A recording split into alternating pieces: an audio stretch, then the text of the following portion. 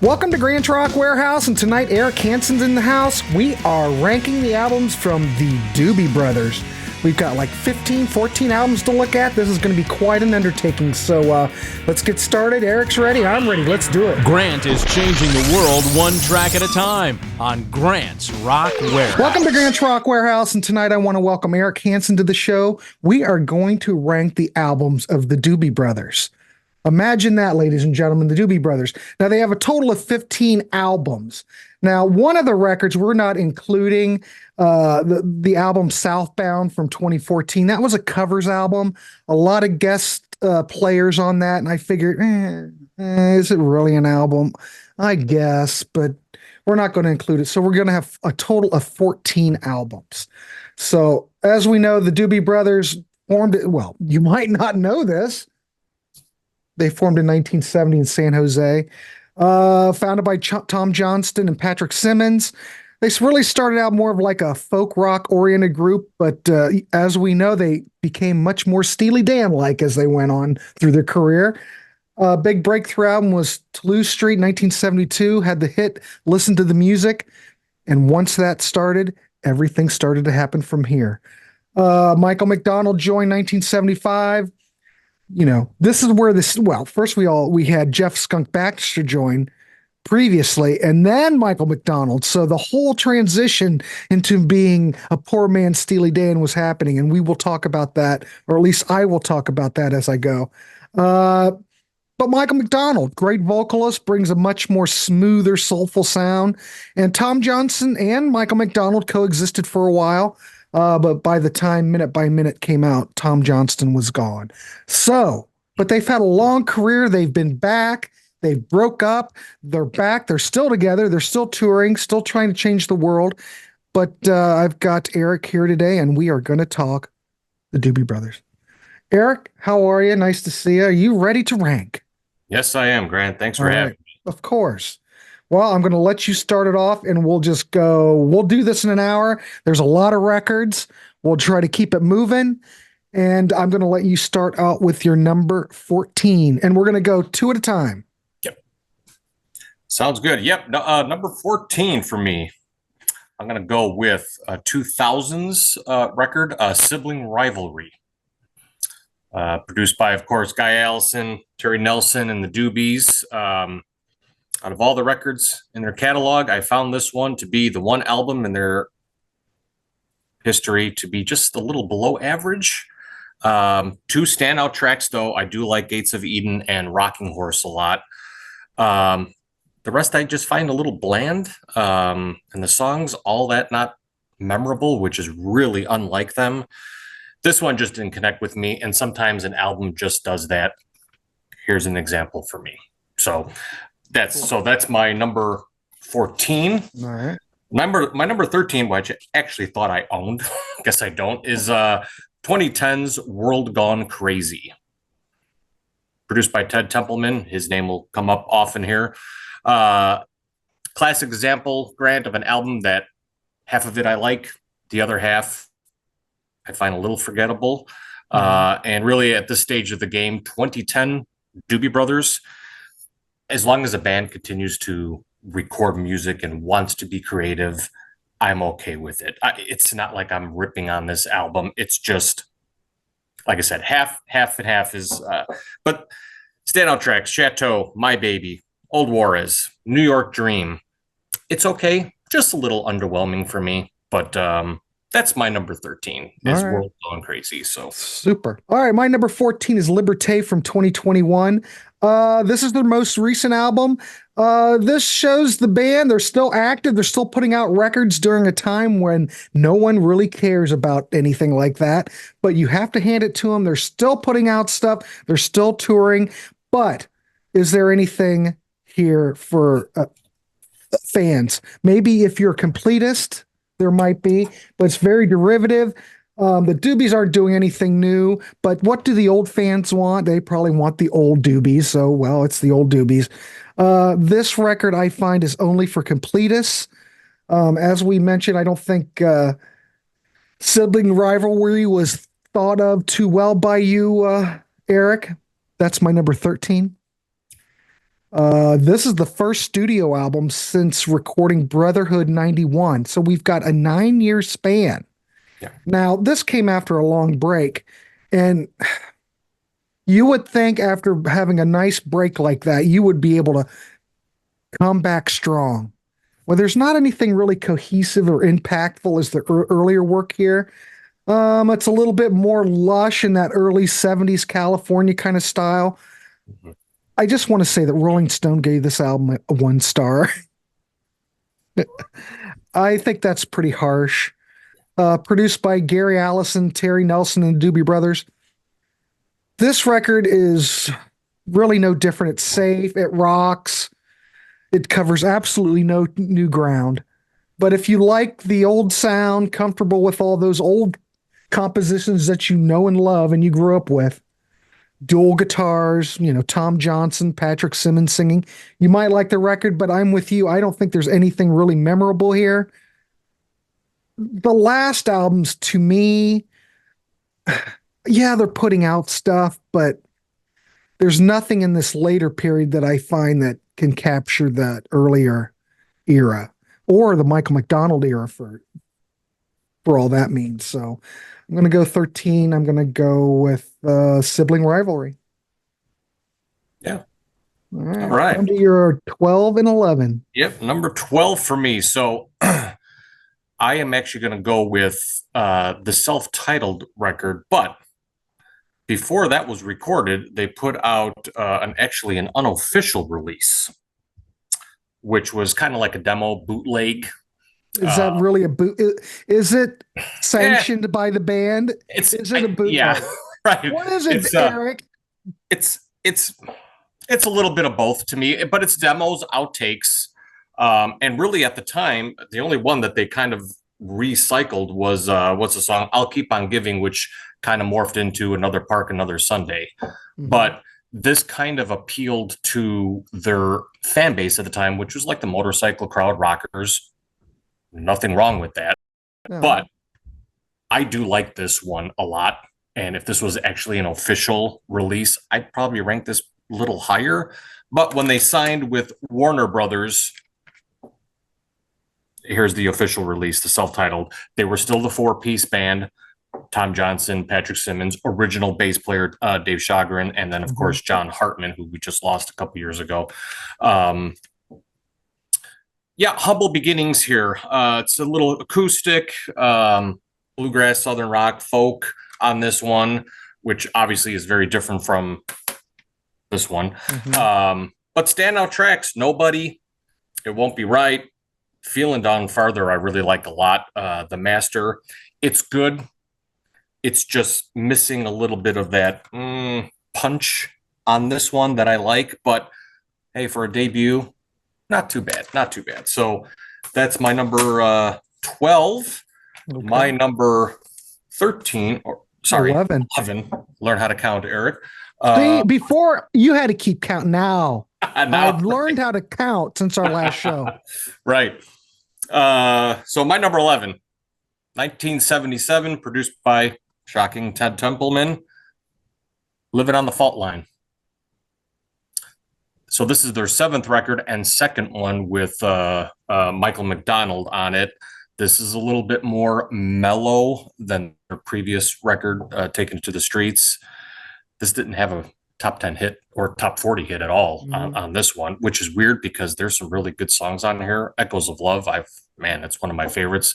Little Darling, I Need You. I like the title track. Chinatown is good. Again, very R&B influence. Here comes Michael McDonald into the fold. Jazzy at times. This is, you mentioned earlier, very Steely Dan type of Doobie Brothers record. Not bad, not great, somewhere in between, but I still like it. From here on out, Grant, honestly, from here on out, Grant, this gets tough. From the debut one, and my ranking can change in another 6 months next week. But yeah, for now, number 11, Living on the Fault Line. All right. Cool. Excellent. My number 12 is Brotherhood from 1991. This follows Cycles, which came out in 1989. There you go. There's the props. This came out. It didn't make much of an impact. It's just I think this continues their 80s sound somewhat. There are no standout hits on this record. The album, when I listen to it, now you've heard me talk about this before with different bands. I think this album sounds a bit forced. This for don't I don't know why I hear it. I hear it like this. The Doobies are trying to sound like the Doobies. It's like it's like Queen with the Works trying to sound like Queen. Yeah. Uh and again, I don't think there's anything wrong with the Works, but it doesn't flow like the previous Queen albums, after the Hot Space debacle and the Game cracks, ladies and gentlemen, cracks. Yeah. This is kind of the same kind of thing. This is the Doobies trying to sound like the Doobies. They're obviously trying to reach out to old fans, and you can't blame them. But I think there's some good material here. If you can get by the forced feeling, I think it's an okay record. That would be my number 12. My number 11, I'm going to go with Cycles from 1989. Well, hey, expectations were high, ladies and gentlemen. The original Doobie Brothers are back. The reunion that everyone had been waiting for. Their comeback album after years of hiatus. Tom Johnston's back. It's decent, but I don't think it captures any of the same magic as the 70s work. The Doctor, I think, became a minor hit, but overall, it's just a nostalgia record pretty much. It's not a groundbreaking release. Okay, it's decent, but there's something missing. These original bands that break up and don't come back after years and they try again. Very few can capture that original spark. Things don't last. You have a peak. You never can try to attain it. But I appreciate that they put it out. But the other hand is, you look at this record and you go, man, after all these years, you would think they could produce a record and hit it out of the park. Well, this isn't it. But it's still my number 11, a decent effort. But we're starting to get into the area where it's going to really get hard to rank. So, especially the top 5. But all these, my middle period records, we're going to go on 10 now. I mean, they're all pretty much like kind of what Eric said. We'll just hold on, everybody. We'll get there. So, Eric, what's your 10 and 9? All right. Number 10. Going to go to 2021's Liberté album. I dig this record. Okay. For a band that's been around for as long as these guys have, this is just a fun collection of pleasant sounding, good time tunes. Oh, Mexico, Don't You Mess With Me, Shine Your Light, easy, great hook in that one. Good thing. Really, for anyone watching that hasn't heard this, and you're expecting like the old rockers or even some of the R&B, you're not going to get that.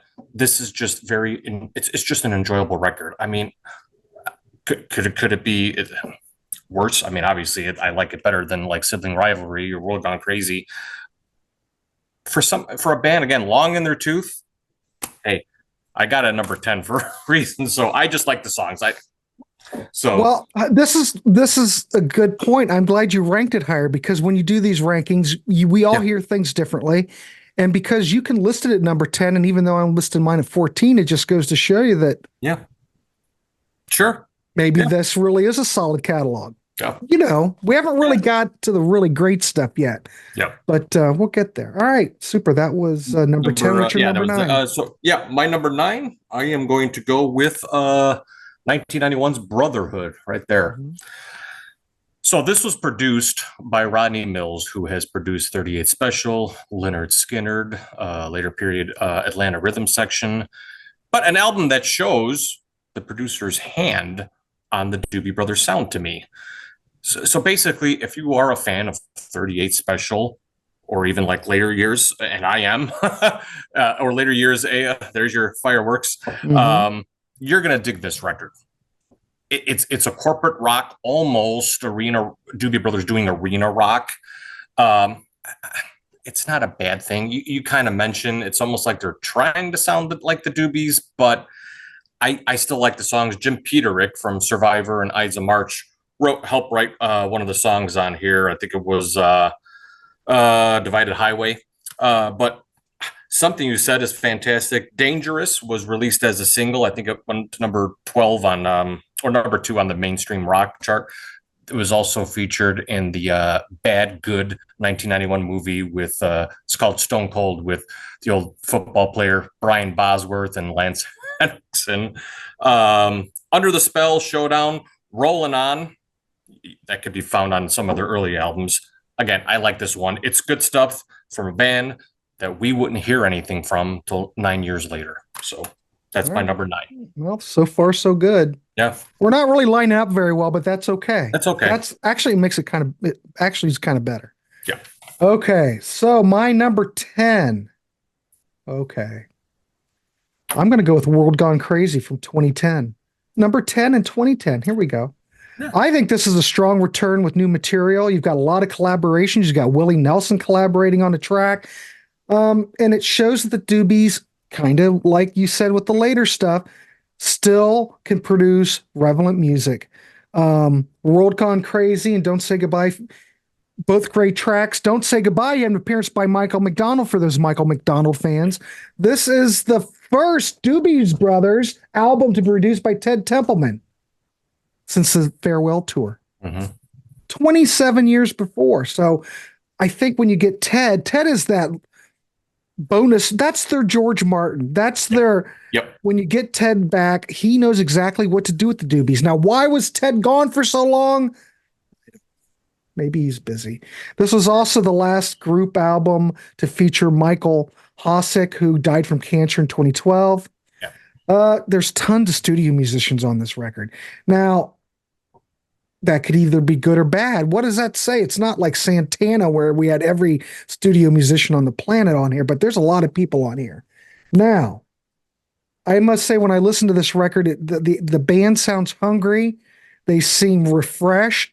You know, it's been 10 years after Sibling Rivalry, but they sound hungry and refreshed, and I like it.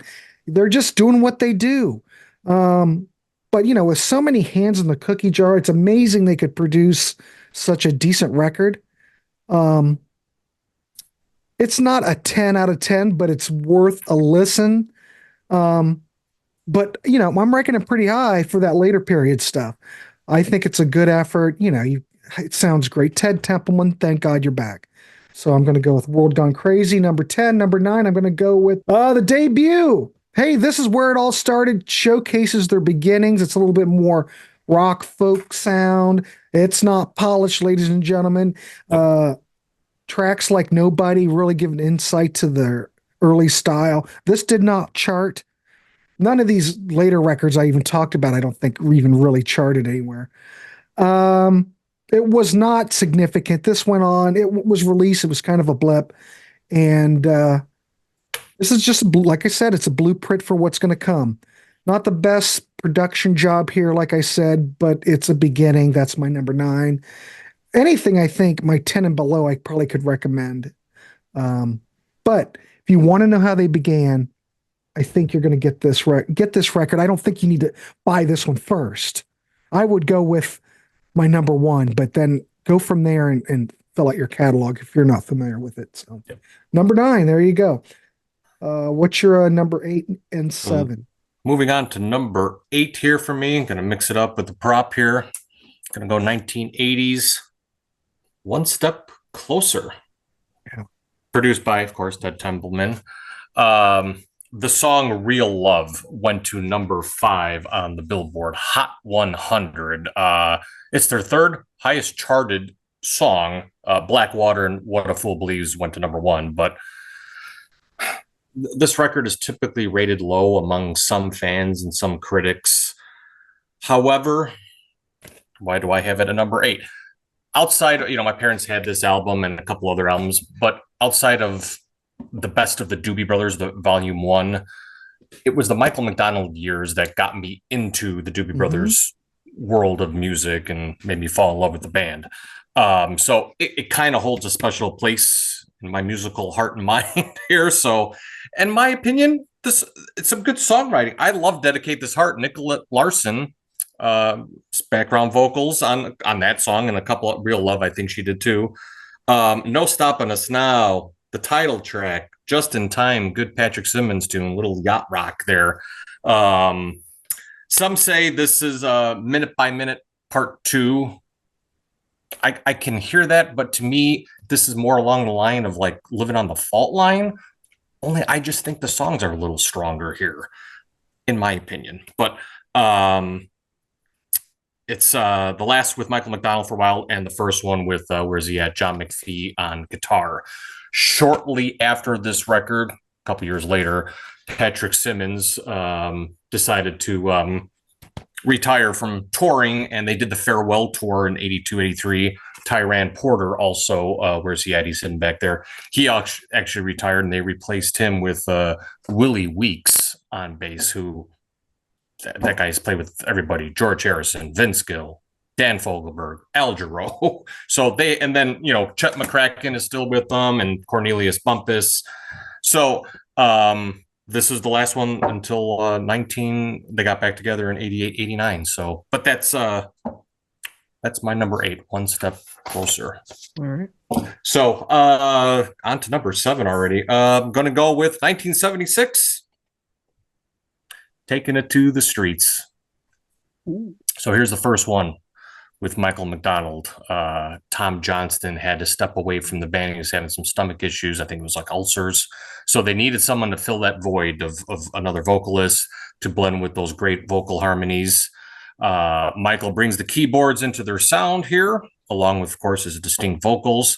Great songs. How about the title track? I mean, classic. Right. Wheels of Fortune. Keeps You Running. I always love that one. Turn It Loose. That's a good rocker. The R&B influence is very prominent here that Michael brings in. It's a strong album in this era of the band. It's a little bit of the old mix, a little bit of what's coming. So that's my number 7, Taking It to the Streets. All right. Very good. I rate that much higher, but hey, there you go. I've already started to make the determination that they have really a great catalog because we're ranking all over them. Yeah. All right, my number 8 is just like your number 8. I'm going to go as one step closer from 1980. Okay. This is the last album before the first breakup, and like you said, it includes Real Love. Keep This Train Rollin''s also a great solid track. Yep. Like you mentioned, some people look at this album like, I don't know, are the cracks forming? Well, I would say so. It's always overshadowed by the previous records. It reached number 4 in the Billboard chart, like you said. Real Love peaked at number 5. So this record was not a failure by any means. Oh. But this sounds like that dreaded album that we all know well. There could be a show on there about this. I know there's a show. Someone's done it. Those contractual albums at the end of your contract. Now, I don't know for sure if I think this wasn't it? Because Doobie Brothers, what label did Cycles come out? Was that on Warner's? It was on Capitol. Capitol. So This was the dreaded contractual album. Yes. The band sounds tight. Okay. Real Love, I think, sounds great. Keep This Train Rolling sounds great. The rest of it, the band sound tired and uninspired. Pat barely has written a song for this record. He is pretty much absent. The cracks are showing, ladies and gentlemen. And being a crack album doesn't mean it's a bad album. But after all, it's our number 8. But the writing's on the wall. And then this was the last studio album before the breakup. So there you go. Number 7, I'm going to go with Stampede. This had a lot of critical acclaim. I think it's pretty great. Well, it's my number 7, but we'll get to the rest. It has Take Me in Your Arms, Rock Me. Oh my God. Another great track. Huge hit. This is a bit more of a departure with some pop elements, but still retains that rock edge from the Doobies. This is the album in which Jeff Skunk Baxter came on board. So the Doobies are getting closer to becoming a poor man's Steely Dan, ladies and gentlemen. And this record also was very successful, reached number 4 on the top 200.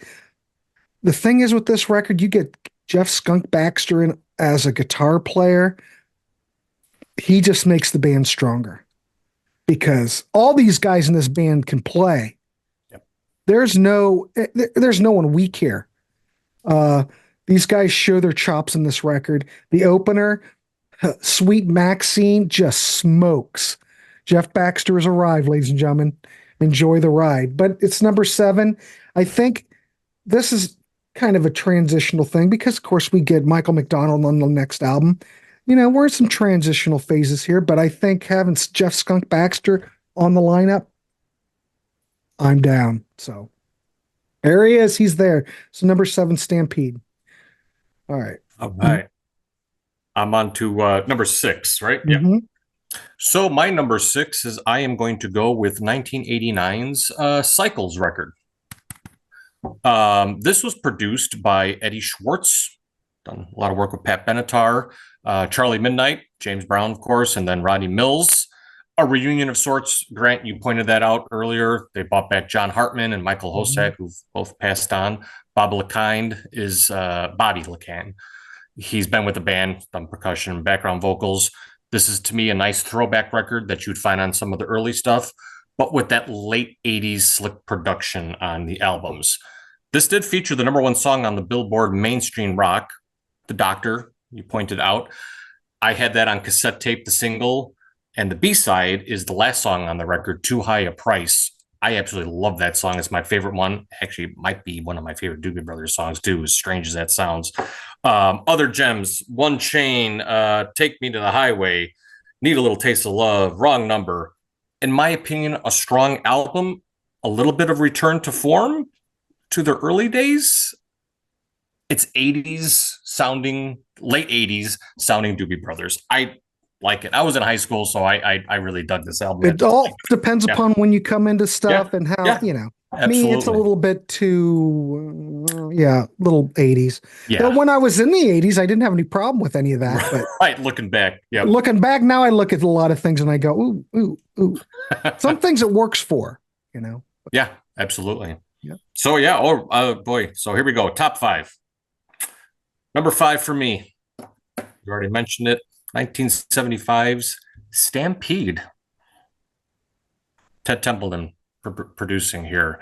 This is the first album that features a good amount of their Southern rock, bluegrass, funk, a little bit of folk in their sound.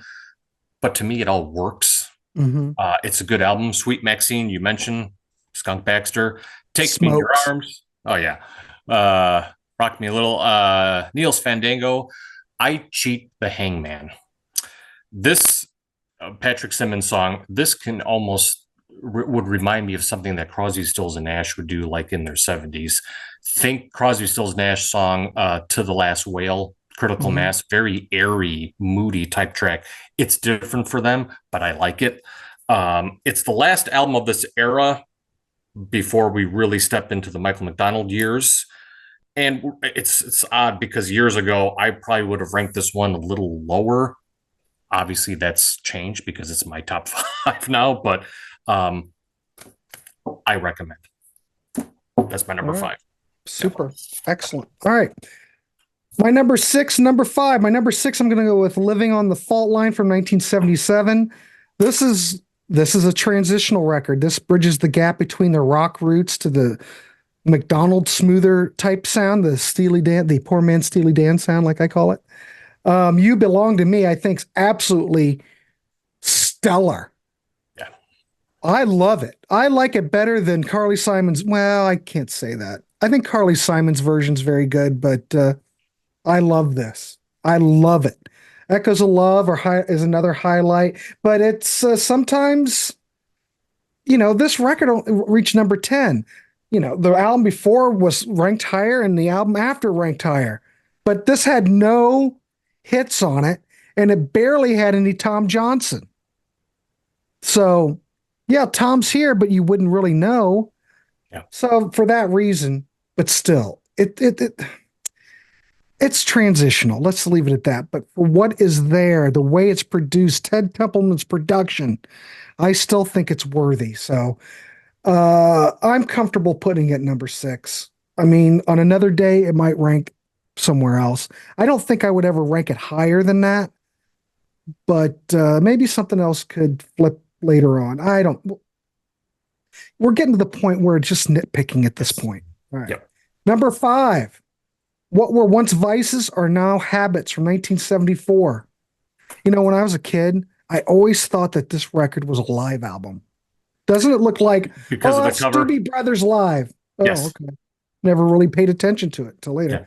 Yeah. Uh, Yeah. Number 5, so it ranks high. This has Blackwater, their first number 1 hit. I mean, this became synonymous with the band. I kind of see this as a nod to CCR. This is kind of very CCR-ish. It's a blend of rock, country. But all the tunes on here are very catchy. This got to number 4 on the Billboard 200. I wonder why, or if the Memphis horns had much to do with that, because they're predominant on this record. Gives it a bit more of a stronger flavor to it. I don't know. It just seems very Southern. It seems very Louisiana to me. I think probably side 2 stronger than side 1. I think it's a great record. It's at my number 5. Might it rank higher? I don't know. I think I'm pretty comfortable with it at number 5. But worth checking out. Anything in my top, I'm going to say my top 6, I would say you could get. So, anyway, what's your number 4 and number 3? All right, number 4, and I agree. Yeah, because right from here on out, it's yeah. But number 4, 1978, Minute by Minute. Oh. So the last record to feature Jeff Skunk Baxter and John Hartman. John Hartman would return back drumming on them later. This was the best-selling record for 5 weeks. I don't think it was consecutive, but geez, 3 times platinum. Yeah. What a spurn, of course, by What a Fool Believes, number 1. It's essential yacht rock, they call it now. But other strong songs, Here to Love You, the title track, Dependent on You, Don't Stop to Watch the Wheels, great little Skunk Baxter guitar lick on that, Open Your Eyes. Michael McDonald really at the forefront here. And it's a record that may have divided the fan base at the time, who liked more of their early rockin' stuff. But I think that's changed, in my opinion. I think that's changed a little bit over time. I just saw them a couple of weeks ago in concert, Grant. Mm-hmm. And, you know, Tom Johnston introduced the band, Patrick Simmons. The crowd went crazy for Michael McDonald. Is his voice a little weathered at this stage? Yeah, but it's okay. It sounded weathered 1978, though. Yeah, if I was telling my brother, I said, if these guys were in their 50s or early 60s, I'd be like, okay, guys, check them off my list. I got to see them live. So, but you put all that stuff aside in the division at the time, you step back and you listen to it. This is a good, memorable album. A lot of catchy tunes, memorable songs. Yeah, number 4, Minute by Minute. All right. Super. So here we go. Top 3. Yeah. Where's it at? Top 3. I'm going to go with 1972's Toulouse Street. I talked about this one when we did the sophomore slump show. It's got the classic. You mentioned Listen to the Music, Rocking Down the Highway. Jesus is just all right. White Sun is fantastic. Improved songwriting from their debut, and a band displaying what they were all about by incorporating those different sounds that we've talked about, Southern rock, all that. This one I may have mentioned in that show. This is the one that put everybody's radar. Mm-hmm. And you kind of alluded to that, but yeah, it's, again, I said from the top, ask me again in 6 months. This might be my number 2 or my number 1. Yeah. That's where we're at with the ranking. So, all right. Cool. All right. My number 4, number 3. Yep. I'm going to go with my number 4. I'm going to go with Taking It to the Streets from 1976. This is Michael McDonald is fully integrated into the band now. Smoother, soulful. The album track is one of their signature songs. Of course, you know that. It Keeps You Running is also great. Peaked at number 8. The transition to Steely Dan is almost complete here. Rio and Keeps You Running. You could just imagine those. Those sound like Steely Dan outtakes when I listen to them. But the thing is, what's remarkable about Taking It to the Streets is that I think Michael McDonald and Skunk Baxter and Patrick Simmons just fully blend together so well that you've got two new members, but it just works. This album works.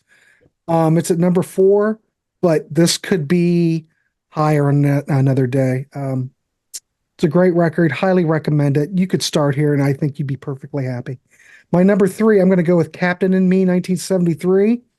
This has the anthemic Long Train Runnin', and it's also got China Grove.